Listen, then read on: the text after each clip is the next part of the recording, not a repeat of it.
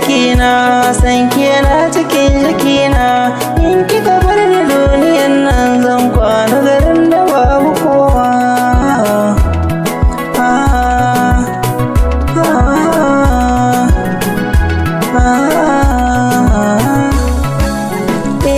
Na ji duka martabata gare ki na zo da kokunana.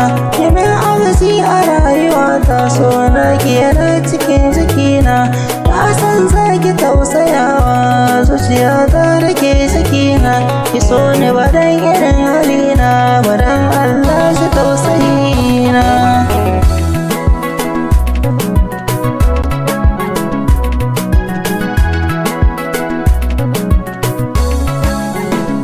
Ki ja ni ki kai ni inda abban ki har umman ki sahibata.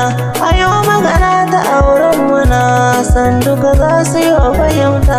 Iyaye na wasu amince sun yarda aje kan magana ta. Daga ranar bani yin magana da wata ya sai da ke amarya.